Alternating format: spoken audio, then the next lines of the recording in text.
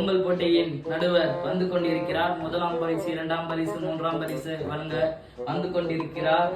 இதோ வந்து விட்டார். வாங்க வாங்க, பொங்கல் நல்வாழ்த்துக்கள். நல்வாழ்த்துக்கள். வாங்க கோலம் போய் பார்க்கலாமா? பார்க்கலாம் வாங்க வாங்க. இதான் முதல் கோலம்.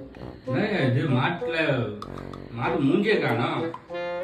இது கோலம் இது கிரியேட்டிவிட்டிங்கண்ணா. இதுல என்ன கிரியேட்டிவிட்டி? இதுல இருந்து நம்ம என்ன எப்படி இதுக்கு மார்க் போட முடியுமா? மார்க்கும் போட முடியாது, ஒண்ணும் போட முடியாதுயா. வா வா அடுத்த போடத்துக்கு போலாம். ரெண்டாம் கோலம் பாருங்க. இது பொங்கலுக்கு வந்து நான் கோலம் மாட்டை வரி சொன்னா மானம் வந்து வச்சுக்கிறாங்க. மாந்த பாதி காணும். அதுல யாரோ உட்காந்துக்கிற மாதிரி இருக்குது. என்னையா இது? ஒண்ணுமே புரியல. இதுக்கு மார்க் நிறைய மார்க் போறது வேணா ஒரு 10 மார்க் போடலாம். 100க்கு 10 மார்க் தான் தேரும். கஷ்டப்பட்டு போட்டுக்கிறாங்க போட்டுங்க. அவ்வளவுதான் 10 தான். 10 மேல இது தர முடியாது. சரி வாங்க அடுத்த கோலம் பார்க்கலாம். மூணாவது கோலமா? இது பொங்க பானை இருக்குது. பொங்க பானையில மாடு உள்ள போயிருக்குது. என்னயா இது? இதுக்கு என்ன மார்க் தர முடியும்? மார்க் எல்லாம் கிடையாது. 5 மார்க் தான் தர முடியும். 5 மார்க் மேல ஒண்ணும் தர முடியாது. வா வா வா அடுத்து போலாம். என்ன என் மாடு நின்னுங்க தலைக்கியோ நின்று இருக்கிற மாதிரி மாறிச்சா? இதுக்கு என்ன மாடு எந்த ஊர்லயா நின்னுங்குது? பொங்கல் எப்படி இருக்குது?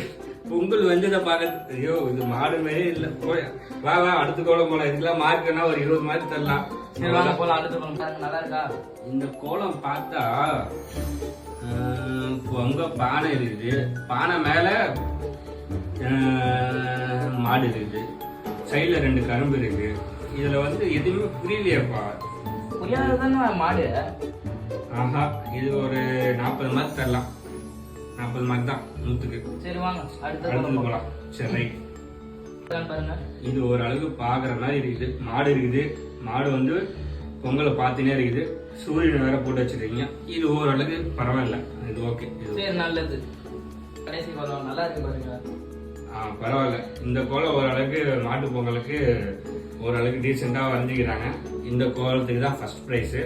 இவங்களுக்கு ஃபர்ஸ்ட் பிரைஸ் எவ்வளவுன்னா 10,000 ரூபாய் தரலாம். சரியா? 10,000 ரூபாய் இவங்களுக்கு தான். மற்றவங்களுக்கு எல்லாருக்கும் ஆறுதல் பிரைஸ். செகண்ட் தேர்ட் எல்லாம் இல்லை. ஏன்னா மற்ற கோலம் எதுவுமே சரியில்லை. உங்களுக்கு மட்டும்தான் பிரைஸ். மற்றவங்களுக்கு எல்லாம் ஆறுதல் பிரைஸ். ஒரு கரும்பு, அது ஒரு கெட்ட கரும்பு மட்டும்தான். ஓகேவா?